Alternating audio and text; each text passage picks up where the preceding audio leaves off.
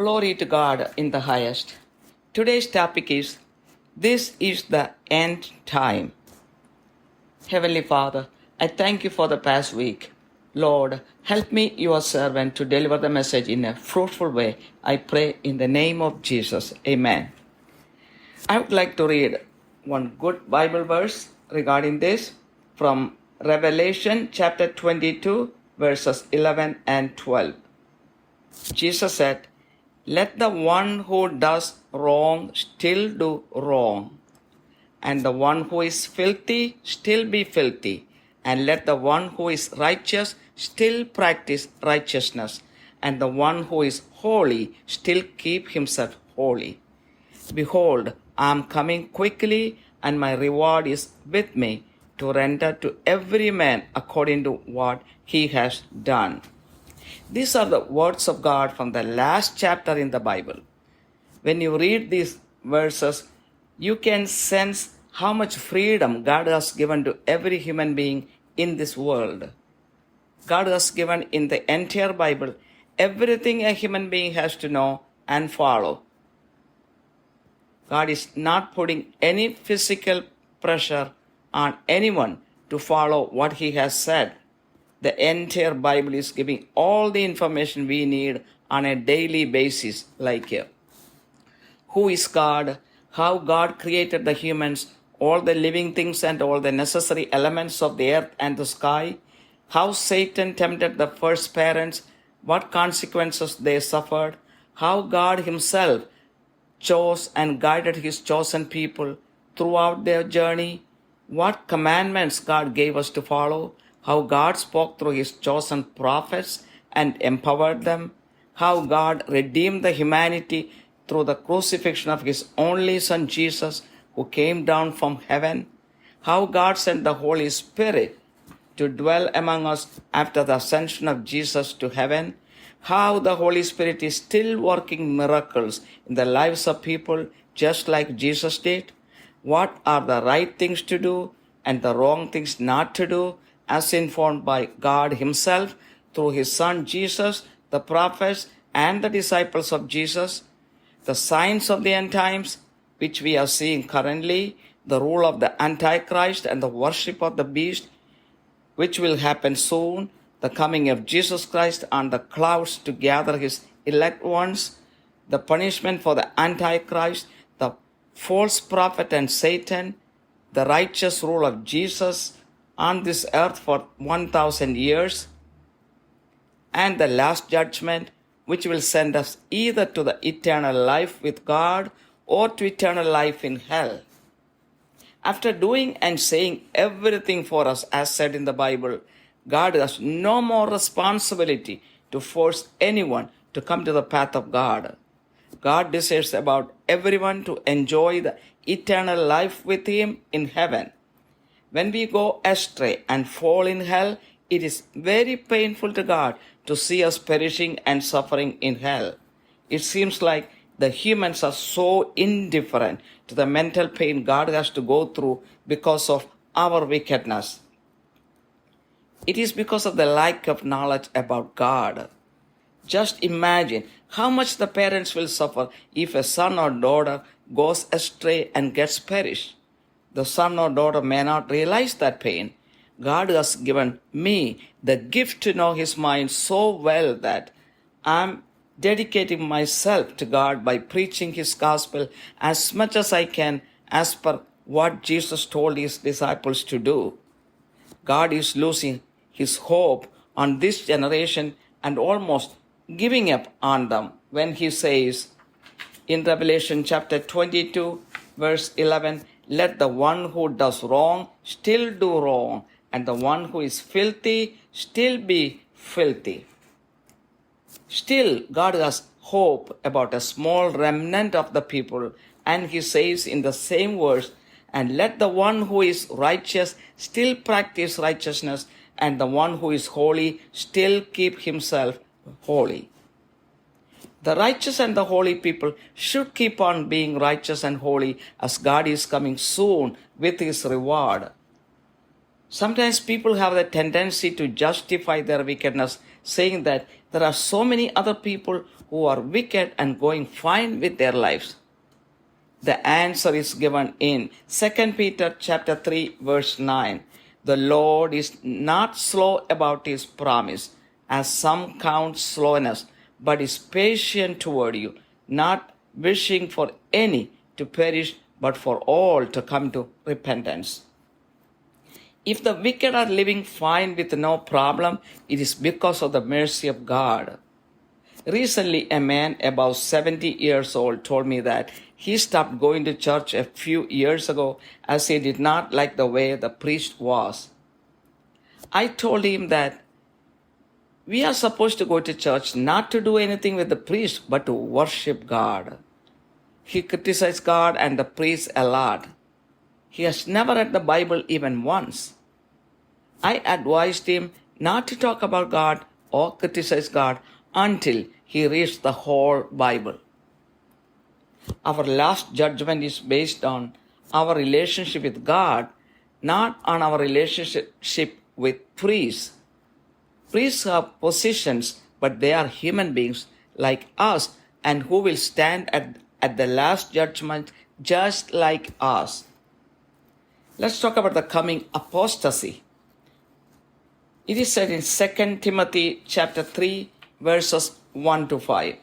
But realize this, that in the last days difficult times will come, for men will be lovers of self, lovers of money, boastful, arrogant, revilers, disobedient to parents, ungrateful, unholy, unloving, irreconcilable, slanderous, without self-control, brutal, haters of good, treacherous, reckless, conceited, lovers of pleasure rather than lovers of God, holding to a form of godliness, although they have denied its power. Avoid such men as these. That is, keep away from such people. Currently, we are noticing that the world is going through the exact situation described in these verses. Violence and lawlessness has increased all over the world. People are losing faith in God. Satan worship has increased all over the world. Let's talk about the signs of the end times. It is described in St. Matthew's Gospel, chapter 24, St. Mark, chapter 13, and St. Luke, chapter 21. Several people will come in the world saying, I am the Messiah. Actually, more than 19 people have come into the world saying, I am the Messiah. 2. Unmanageable earthquakes, natural calamities, and famine will take place in several parts of the world. Yes, famines and earthquakes and natural calamities are taking place in several countries all over the world. 3. Christians will be hated and killed because of the name of Jesus. In several countries, the Christians are persecuted and killed for believing in Jesus and for preaching the gospel. 4. Because lawlessness is increased, most people's love will get cold. In several parts of the world, people are breaking the law and order and attacking and killing innocent people. 5. You will be hearing of wars and rumors of war.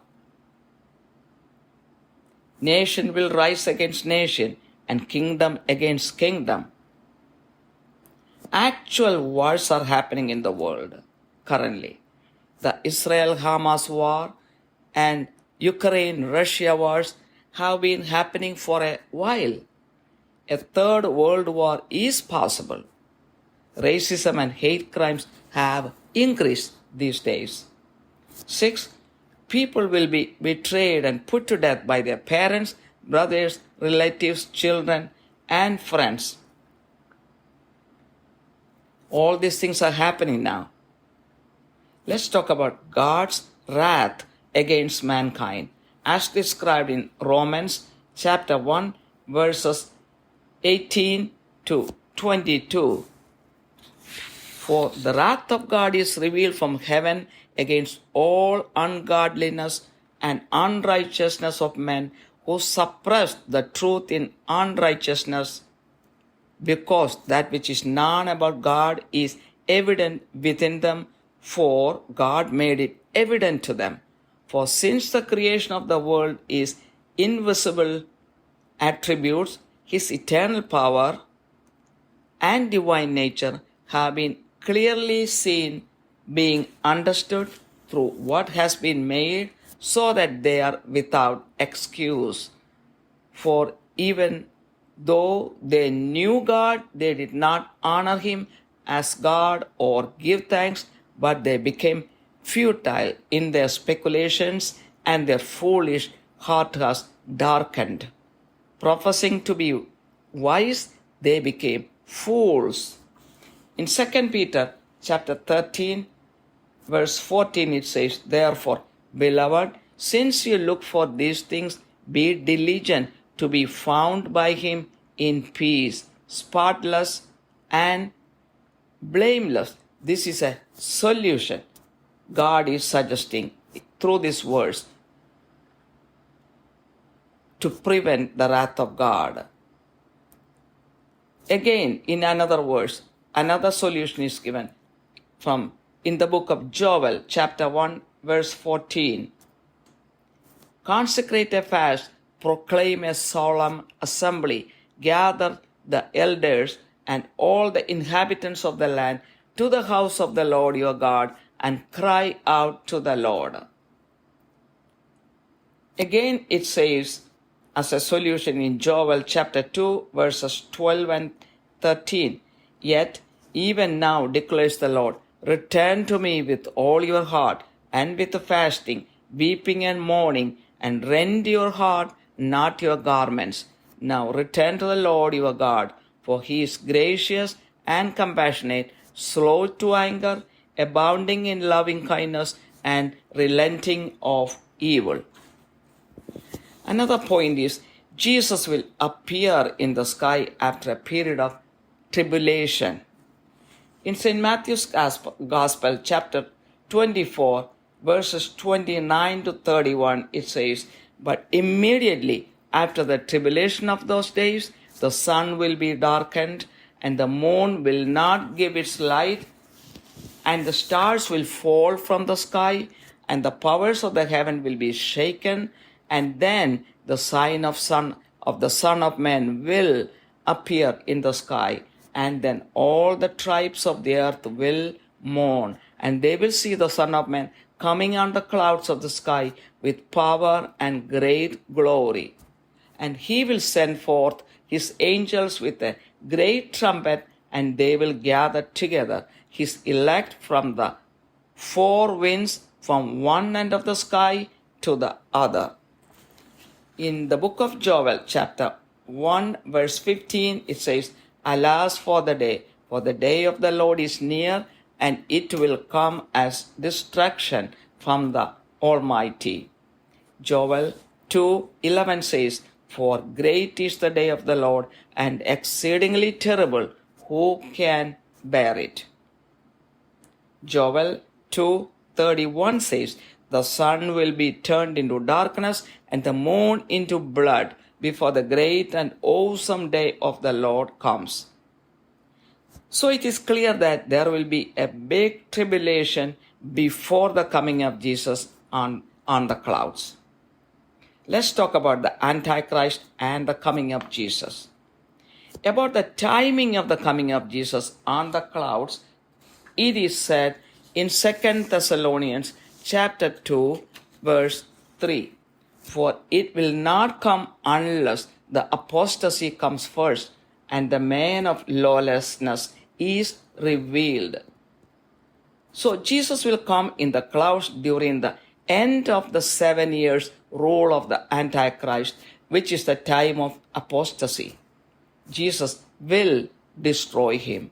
In 2 Thessalonians 2, verse 8 says, Then that lawless one will be revealed, whom the Lord will slay with the breath of his mouth, and bring to an end by the appearance of his coming. Another point is God's righteous rule on the earth for 1,000 years. God's righteous rule on the earth in Zion for 1,000 years is described in several chapters of the Bible, especially in Revelation chapter 21. It is called the new heaven and the new earth. Satan will be bound by God during those 1,000 years so that the Holy Spirit can easily come into the lives of people. Let's talk about the outpouring of God's Spirit. The Holy Spirit will anoint the remaining people of God by filling them with the gifts of the Holy Spirit. It will happen during the time of the 1,000 years of God's righteous rule on the earth. In the book of Zephaniah, chapter 3, verse 12, God said, "But I will leave among you a humble and lowly people, and they will take refuge in the name of the Lord."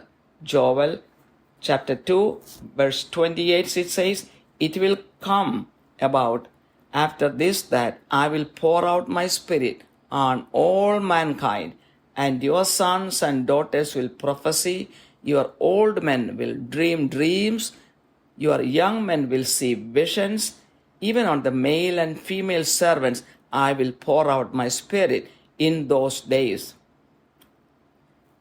To conclude, our life on this earth will be over with the last judgment when we receive either eternal heaven or eternal hell.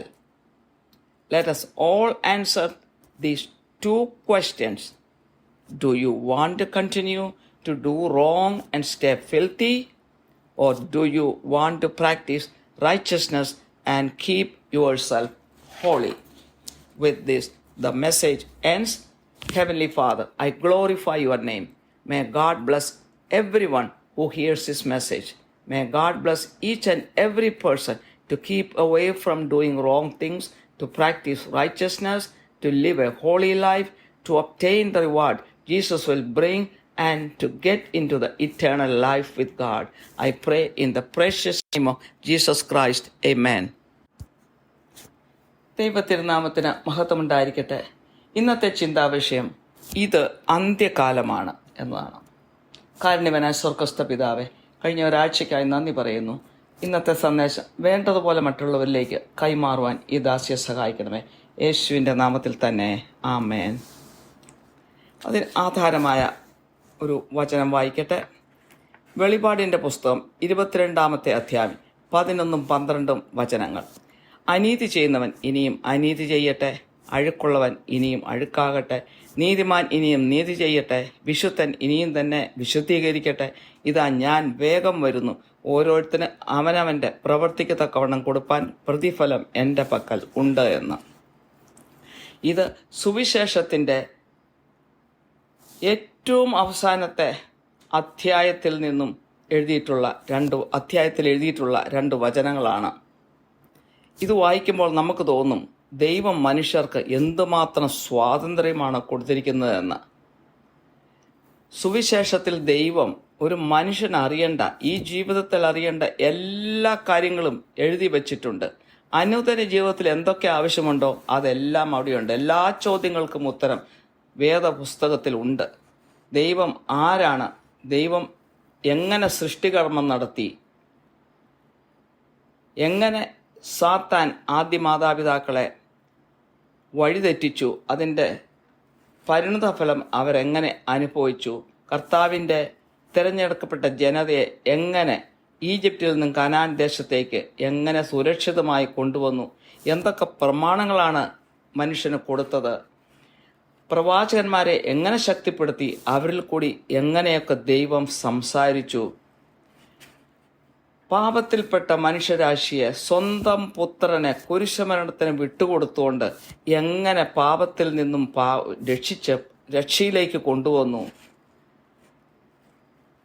എങ്ങനെ പരിശുദ്ധാത്മാവിനെ കർത്താവ് യേശു ഈ ഭൂമിയിൽ നിന്നും സ്വർഗത്തിലേക്ക് പോയ ശേഷം പരിശുദ്ധാത്മാവിനെ എങ്ങനെ അയച്ചു, ആ പരിശുദ്ധാത്മാവിൻ്റെ എന്തൊക്കെ പ്രവർത്തനങ്ങൾ ഇപ്പോഴും ലോകത്തിൽ നടക്കുന്നുണ്ട്, എന്തൊക്കെ തെറ്റുകളാണ് ചെയ്യരുതാത്തത്, എന്തൊക്കെ നന്മകളാണ് അനുദിനം നമ്മൾ ചെയ്യേണ്ടത്, ഇതൊക്കെ സ്വന്തം പുത്രനായ യേശു ക്രിസ്തു വഴിയും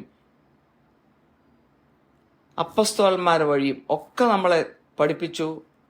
അന്ത്യകാലത്തിൻ്റെ ലക്ഷണങ്ങൾ എന്തൊക്കെയാണ്, എന്തൊക്കെ ലക്ഷണങ്ങൾ നമ്മൾ ഇന്ന് കാണുന്നു, അന്ത്യക്രിസ്തുവിൻ്റെ വരവ്,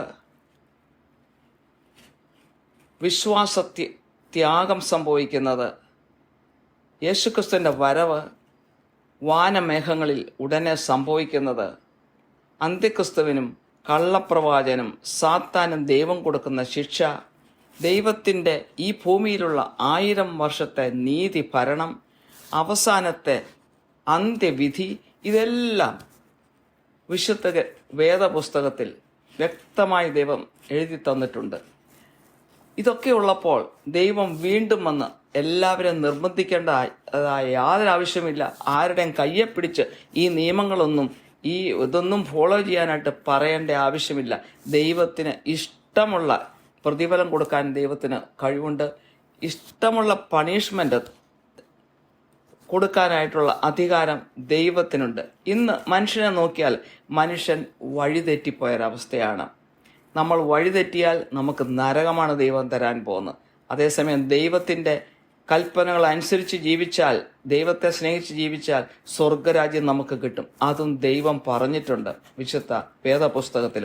എന്നാൽ ഇന്നത്തെ മനുഷ്യന് ഇതൊന്നും വിഷയമല്ലാത്ത മട്ടിൽ ദുഷ്ടത പ്രവർത്തിച്ച് ലോകത്തിൻ്റെ മോഹങ്ങളിൽപ്പെട്ട് ഇങ്ങനെ ജീവിച്ചു പോകുന്നു. ദൈവത്തെക്കുറിച്ച് അറിവ് വേണമെന്നേയില്ല. എന്നാൽ സ്വന്തം മക്കൾ നശിച്ചു പോകുമ്പോൾ ദൈവത്തിനൊരു മനോവേദനയുണ്ടെന്ന് പല മനുഷ്യരും മനസ്സിലാക്കുന്നില്ല. നമ്മുടെ സ്വന്തം മക്കൾ നശിച്ചു പോയാൽ മാതാപിതാക്കളായ നമുക്ക് ഒരു മനോവേദനയുണ്ടല്ലോ. അപ്പോൾ ദൈവത്തിന് എന്തുമാത്രം മനോവേദന നമ്മളെക്കുറിച്ചുണ്ട്. അങ്ങനെ ആ മനോവേദനയെക്കുറിച്ച് നന്നായി എനിക്ക് മനസ്സിലാക്കാൻ സാധിച്ചിട്ടുണ്ട്. അതെനിക്ക് ഫീൽ ചെയ്യുന്നുണ്ട്. മനുഷ്യൻ വഴിപഴിച്ചു പോകുന്നതിനെക്കുറിച്ച് എനിക്ക് ദുഃഖമുണ്ട്. ദൈവത്തിൻ്റെ സങ്കടം ഓർക്കുമ്പോൾ അതിനേക്കാൾ വലിയ ദുഃഖമുണ്ട്.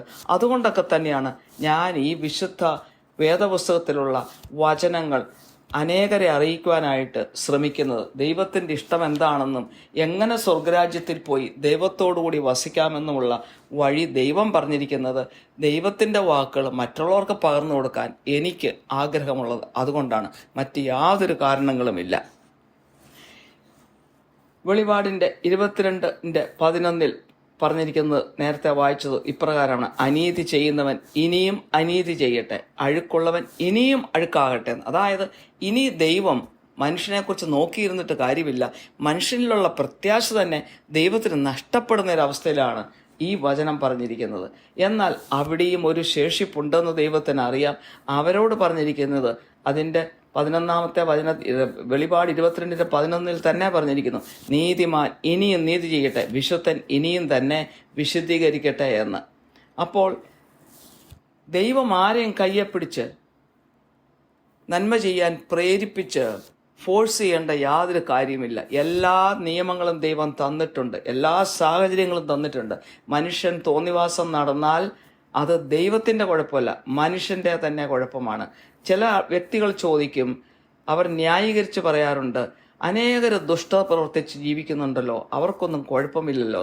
അവരോടുള്ള ദൈവത്തിൻ്റെ ഉത്തരം ഇവിടെയാണ്. 2 പത്രോസ് 3:9. ചിലർ താമസമെന്ന് വിചാരിക്കുന്ന പോലെ കർത്താവ് തൻ്റെ വാഗ്ദത്തം നിവർത്തിപ്പാൻ താമസിക്കുന്നില്ല. ആരും നശിച്ചു പോകാതെ എല്ലാവരും മാനസാന്തരപ്പെടുവാൻ അവൻ ഇച്ഛിച്ച് നിങ്ങളോട് ദീർഘക്ഷമ കാണിക്കുന്നതേ ഉള്ളൂ. അതായത് ഈ ദുഷ്ടത പ്രവർത്തിക്കുന്നവർ നല്ല രീതിയിൽ ജീവിച്ചു പോകുന്നത് കാണുന്നുവെങ്കിൽ ലോകപ്രകാരം അത് കർത്താവിൻ്റെ കരുണ കൊണ്ട് മാത്രമാണ്.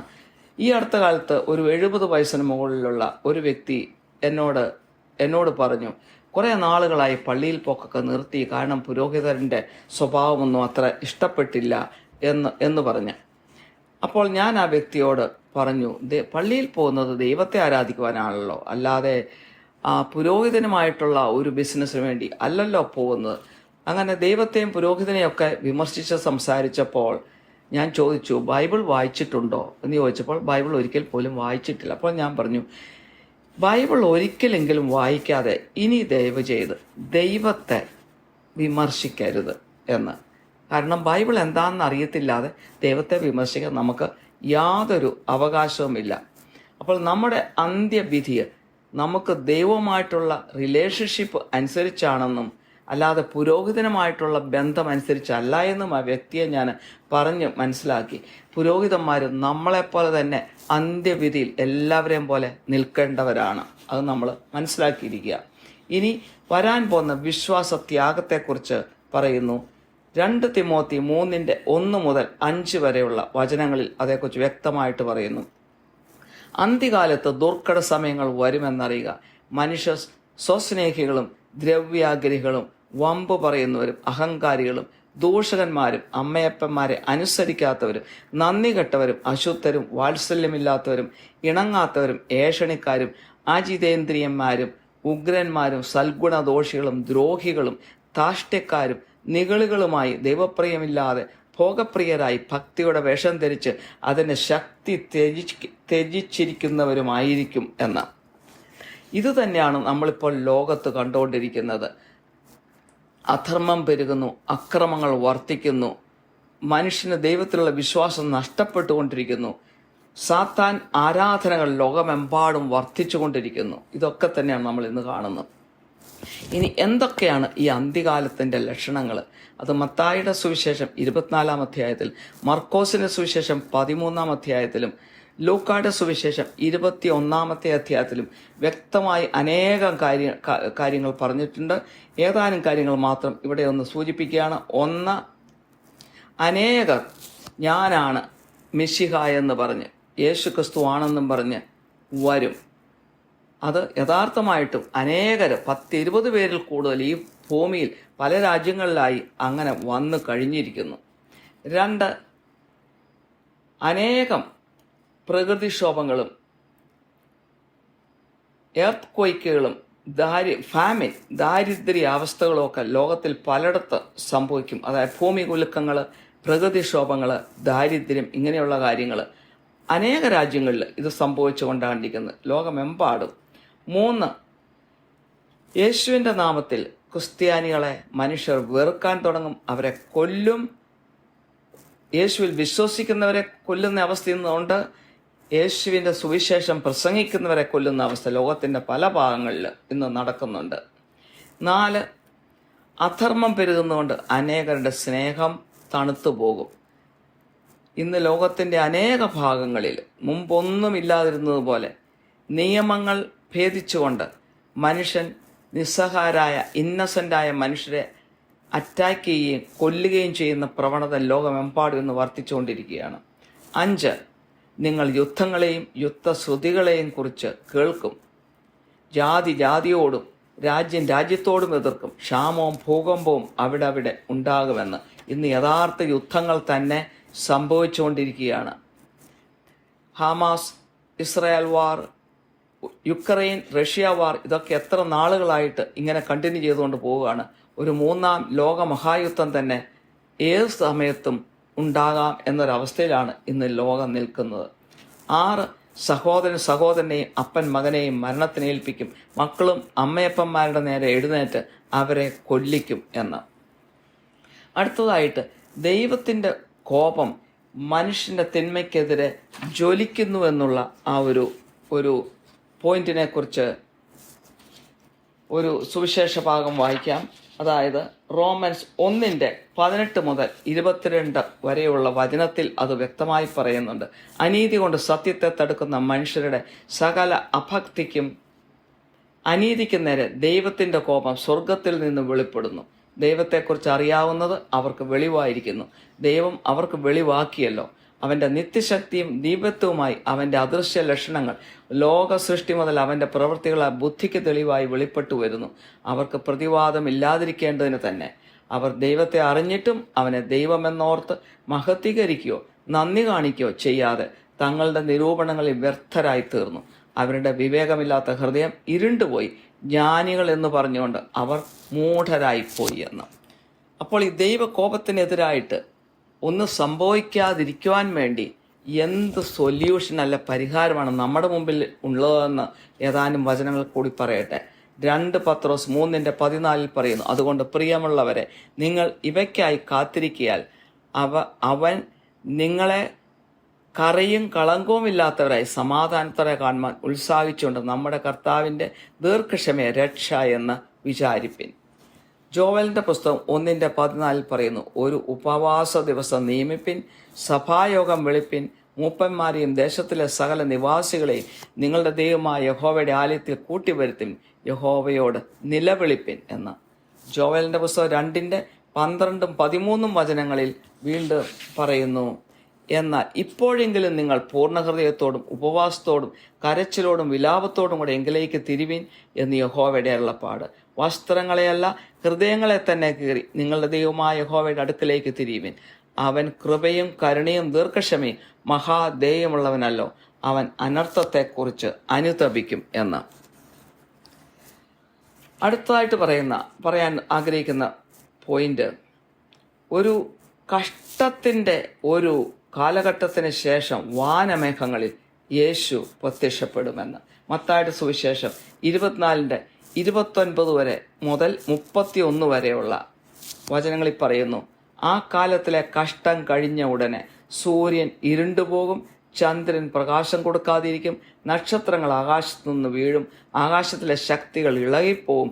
അപ്പോൾ മനുഷ്യപുത്രന്റെ അടയാളം ആകാശത്ത് വിളങ്ങും. അന്ന് ഭൂമിയിലെ സകല ഗോത്രങ്ങളും പ്രലാപിച്ചുകൊണ്ട് മനുഷ്യപുത്രൻ ആകാശത്തിലെ മേഘങ്ങളിൽ മേൽ മഹാശക്തിയോടും തേജസ്സോടും കൂടെ വരുന്നത് കാണും. അവൻ തൻ്റെ ദൂതന്മാരെ മഹാകാഹളധ്വനിയോടും കൂടെ അയക്കും. അവർ അവൻ്റെ വൃതന്മാരെ ആകാശത്തിൻ്റെ അറുതി മുതൽ അറുതി വരെ 4 ദിക്കിൽ നിന്നും കൂട്ടിച്ചേർക്കും എന്ന്. അപ്പോൾ ഈ വലിയ കഷ്ടത്തിന് ശേഷമാണ് കർത്താവ് വാനമേഘങ്ങളിൽ തൻ്റെ സ്വന്തത്തിൽ ഉള്ളവരെ, ഏറ്റവും സ്നേഹിക്കുന്നവരെ കൂട്ടിച്ചേർക്കുവാൻ വേണ്ടി വരുന്നത്. ജോവൽ പ്രവാചകന്റെ പുസ്തകം 1-ാം അധ്യായത്തിൻ്റെ 15-ാം വചനത്തിൽ പറയുന്നു, ആ ദിവസം അയ്യോ കഷ്ടം, യഹോവയുടെ ദിവസം അടുത്തിരിക്കുന്നു, അത് സർവശക്തന്റെ പക്കൽ നിന്നും സംഹാരം പോലെ വരുന്നുവെന്ന്. ജോവൽ 2:11 പറയുന്നു, യഹോവയുടെ ദിവസം വലുതും അതിഭയങ്കരവുമാകുന്നു, അത് സഹിക്കുന്നവൻ ആര്? ജോവൽ 2:31 പറയുന്നു, യഹോവയുടെ വലുതും ഭയങ്കരവുമായുള്ള ദിവസം വരും മുമ്പേ സൂര്യൻ ഇരുളായും ചന്ദ്രൻ രക്തമായും മാറിപ്പോകും എന്ന്. അപ്പോൾ ഈ വലിയ കഷ്ടത്തിന് ശേഷമാണ് യേശുക്രിസ്തു വാനമേഘങ്ങളിൽ പ്രത്യക്ഷപ്പെടുന്നത്. ഇനി അടുത്തതായിട്ട് നമ്മൾ കാണുന്നത് അന്ത്യക്രിസ്തുവും യേശുവിൻ്റെ വരവും. ചില ഉപദേശകർ പറയുന്നു, അന്ത്യക്രിസ്തു വരുന്നതിന് മുമ്പ് യേശുക്രിസ്തു വാനമേഘങ്ങളിൽ സ്വന്തപ്പെട്ടവരെ എടുത്തുകൊണ്ടു പോകുമെന്ന്. എന്നാൽ വചനത്തിൽ കാണുന്നത് അതേക്കുറിച്ച് എന്താണെന്ന് നമുക്ക് നോക്കാം. 2 തെസ്സലോനിക്കൻസ് 2:3 പറയുന്നു, ആരും ഏതു വിധേനയും നിങ്ങളെ ചതിക്കരുത്. ആദ്യമേ വിശ്വാസത്യാഗം സംഭവിക്കുകയും നാശയോഗ്യനും അധർമ്മമൂർത്തിയുമായവൻ വെളിപ്പെടുകയും വേണം. അതായത് അന്ത്യക്രിസ്തുവിൻ്റെ ഭരണം 7 വർഷമാണെന്ന് നേരത്തെ മറ്റ് വചനഭാഗങ്ങളിൽ പറഞ്ഞിട്ടുണ്ട്. ഈ 7 വർഷത്തിൻ്റെ ഭരണത്തിൻ്റെ അവസാന സമയത്ത് വിശ്വാസത്യാഗം സംഭവിക്കുന്ന ആ അവസാനത്തെ 3.5 വർഷം, ആ കഷ്ടത അവിടെ നടക്കുന്ന സമയത്ത് ആ 7 വർഷത്തിൻ്റെ അവസാന ഭാഗത്താണ് യേശുക്രിസ്തു വരുന്നതും ഈ അന്ത്യക്രിസ്തുവിനെ നശിപ്പിക്കുന്നത്. 2 തെസ്സലോനിയൻസ് 2:8 പറയുന്നു, അപ്പോൾ അധർമ്മമൂർത്തി വെളിപ്പെട്ടു വരും, അവനെ കർത്താവായ യേശു തൻ്റെ വായിലെ ശ്വാസത്താൽ ഒടുക്കി തൻ്റെ പ്രത്യക്ഷയുടെ പ്രഭാവത്തിൽ നശിപ്പിക്കുമെന്ന്. ഇനി നമ്മൾ കാണുന്നത് കർത്താവിൻ്റെ 1000 വർഷത്തെ ഈ ഭൂമിയിലെ നീതി ഭരണത്തെക്കുറിച്ചാണ്. സിയോനിൽ, അതായത് ഇസ്രായേലിൽ കർത്താവിൻ്റെ 1000 വർഷത്തെ നീതിഭരണം സംഭവിക്കും എന്ന് സുവിശേഷത്തിൻ്റെ അനേക അധ്യായങ്ങളിൽ പറഞ്ഞിട്ടുണ്ട്, സങ്കീർത്തനങ്ങളിൽ പറഞ്ഞിട്ടുണ്ട്, വ്യക്തമായി വെളിപാടിൻ്റെ 21-ാമത്തെ അധ്യായത്തിലും പറഞ്ഞിട്ടുണ്ട്. അത് പുതിയ ആകാശവും പുതിയ ഭൂമിയും എന്നാണ് പലയിടത്തും രേഖപ്പെടുത്തിയിരിക്കുന്നത്. ആ സമയത്ത് സാത്താനെ ബന്ധിക്കും ദൈവം 1000 വർഷത്തേക്ക്. അതുകൊണ്ട് പരിശുദ്ധാത്മാവിൻ്റെ വലിയ ഒരു പോറിങ് ഈ ലോകത്ത് ആ സമയത്ത് സംഭവിക്കും. അടുത്ത point, the out pouring of God spirit, അതായത് പരിശുദ്ധാത്മാവിൻ്റെ ഒരു പ്രവാഹം അന്ന് ലോകത്തുണ്ടാകും. ഈ 1000 വർഷം സാത്താൻ അന്ന് ഈ ഭൂമിയിൽ പ്രവർത്തിക്കുകയില്ല. 1000 വർഷം കർത്താവിൻ്റെ നീതിഭരണമാണ് നടക്കുന്നത്. ആ സമയത്ത് ദൈവത്തിൻ്റെ ഒരു വലിയ പരിശുദ്ധാത്മാവിൻ്റെ വലിയ ഒരു അഭിഷേകം ഈ ഭൂമിയിലുണ്ടാകും. സെഫനിയായുടെ പുസ്തകം 3:12 ദൈവം പറഞ്ഞു, ഞാൻ നിന്റെ നടുവിൽ താഴ്മയും ദാരിദ്ര്യമുള്ളൊരു ജനത്തെ ശേഷിപ്പിക്കും, അവർ യഹോവയുടെ നാമത്തിൽ ശരണം പ്രാപിക്കുമെന്ന്. ജോവേൽ 2:28 പറയുന്നു, അതിൻ്റെ ശേഷമോ ഞാൻ സകല ജഡത്തിന്മേൽ എൻ്റെ ആത്മാവിനെ പകരും, നിങ്ങളുടെ പുത്രന്മാരും പുത്രിമാരും പ്രവചിക്കും, നിങ്ങളുടെ വൃദ്ധന്മാർ സ്വപ്നങ്ങളെ കാണും, നിങ്ങളുടെ യൗവനക്കാർ ദർശനങ്ങളെ ദർശിക്കും എന്ന്. അവസാനമായി അന്ത്യവിധിയാണ് നടക്കുന്നത്. നമ്മുടെ ഈ ഭൂമിയിൽ നമ്മുടെ അവസാനം അന്ത്യവിധിയോടുകൂടിയാണ്.